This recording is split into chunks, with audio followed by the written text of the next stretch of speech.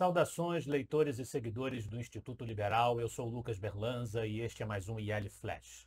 Aquele momento da semana em que a gente elenca os 7 artigos que mais impactaram e que mais fizeram sucesso no nosso site oficial e nas nossas redes sociais. E hoje o nosso IL Flash começa com um texto do Gabriel Salvati abordando o cenário atual: assistencialismo e equilíbrio nas contas públicas. Relata o texto do Salvati que, durante a gestão do ex-presidente Jair Bolsonaro, com a aprovação do Congresso Nacional, o governo federal gastou mais do que estava definido pela regra do teto de gastos, principalmente, embora haja outros motivos, por conta do enfrentamento à crise da pandemia do coronavírus. Na mesma direção, a equipe do governo Lula, a equipe de transição ainda, buscou uma nova permissão para descumprir a medida dos limites dos gastos públicos estabelecida no governo Temer como âncora de responsabilidade fiscal. Dessa vez justificando que precisam pagar os programas sociais que Lula prometeu em sua campanha.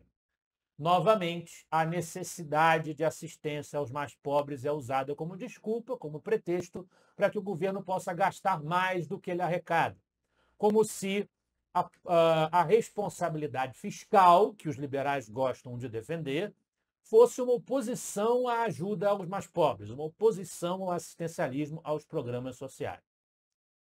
O artigo vai defender que, ao contrário do discurso populista que fala que devemos cuidar dos mais pobres primeiro e a economia a gente vê depois, as entidades governamentais deveriam demonstrar à população a importância social de manter um orçamento equilibrado, de não gastar mais do que se arrecada. É fundamental que as pessoas entendam que não é possível, matematicamente, materialmente, manter programas sociais de ajuda aos mais pobres quando o Estado se porta de maneira irresponsável do ponto de vista fiscal. Essa é a tese que vai defender o Gabriel Salvati. Outra coisa que precisa ficar clara para as pessoas é o malefício das relações íntimas entre o Estado e as grandes empresas, o crony capitalism, como se fala em inglês. E esse é o tema do artigo do Luan Sperandio, o país em que, para enriquecer, precisa ser amigo do rei.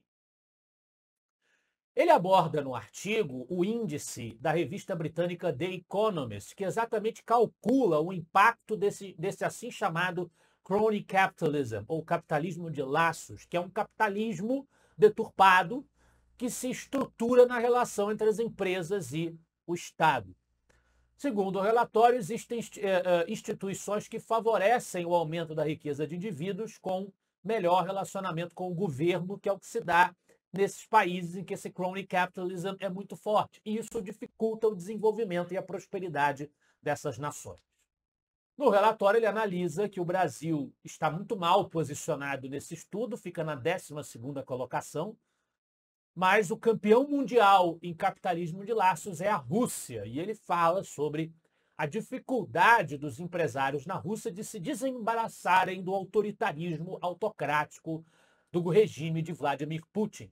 Então esse é o tema central do texto do Luan Sperandio. Ainda sobre a realidade brasileira, nós temos um texto da página Liberalismo Brazuca sobre o nosso Código Penal. O Brasil tem um Código Penal muito rígido.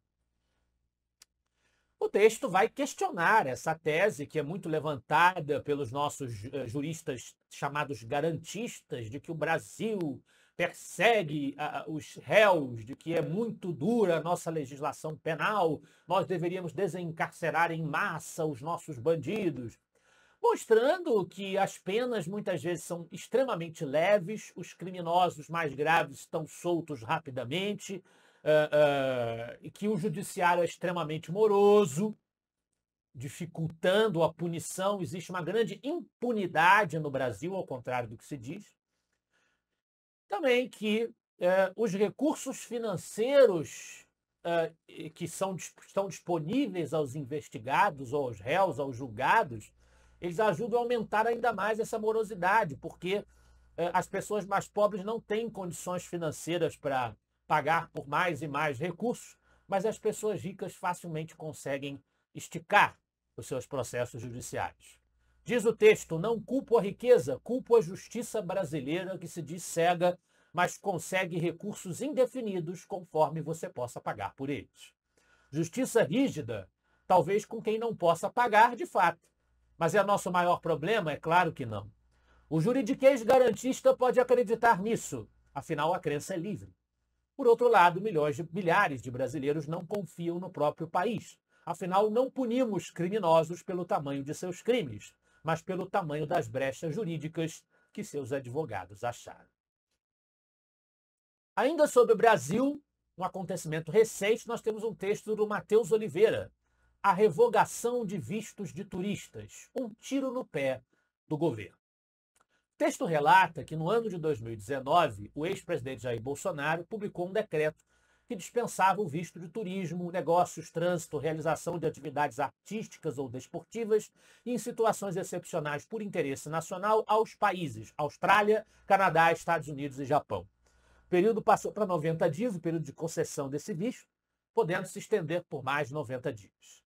A estimativa do governo Bolsonaro era que a isenção fizesse com que o investimento de capital estrangeiro no Brasil aumentasse em razão da força da moeda. Mas, na última semana, nos últimos dias, o presidente Lula divulgou através do Ministério das Relações Exteriores que, caso não aconteça a reciprocidade de isenção dos vistos aos países em questão, aos países beneficiados com o visto facilitado pelo governo Bolsonaro, essa isenção será reavaliada e possivelmente revogada.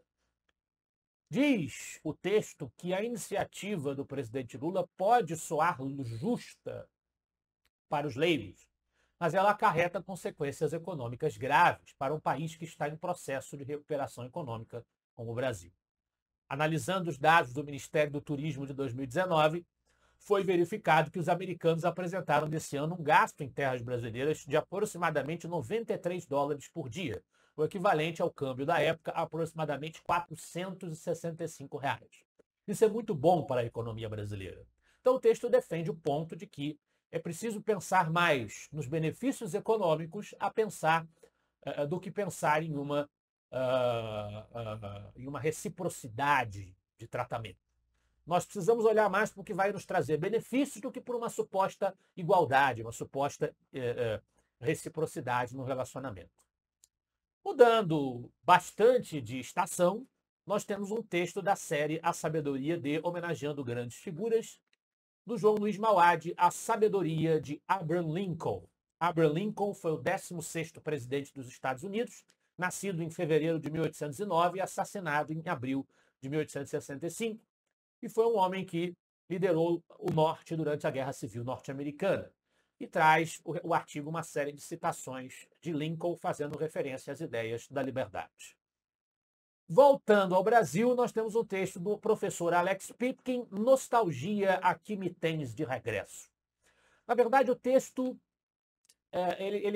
ele emite uma impressão do autor de que no passado, no Brasil, as pessoas lutavam mais claramente por ideais como a democracia, Estado de Direito, e hoje nós temos oposições virulentas entre as pessoas por conta da pura ideologia dos progressistas, dividindo a sociedade de acordo com categorias identitárias, e isso faz com que o professor Pipkin se sinta um tanto nostálgico em relação a tempos que ele viveu, em que não era assim na concepção dele. Então, o artigo é mais uma impressão do autor sobre esse cenário. Finalmente, na liderança do IL Flash de hoje, nós temos um texto do Luan Sperandio sobre o federalismo brasileiro. O pacto federativo no Brasil é uma mentira. Segundo o texto do Luan, Estado federal é uma forma de governo em que diversas entidades territoriais autônomas possuem administrações próprias e liberdades, autonomias, em relação a uma unidade central que as representa nas relações internacionais, principalmente. No Estado Federal, o poder político é compartilhado entre a União e as unidades federativas. E a Constituição atribui as competências e prerrogativas de cada ente federativo, bem como a origem dos recursos que financiarão o exercício dessas competências.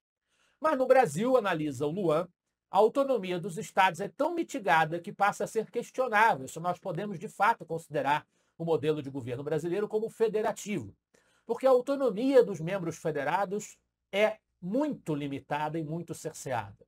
Várias competências de cada uma das partes que compõem a federação são determinadas de maneira excessivamente centralizada.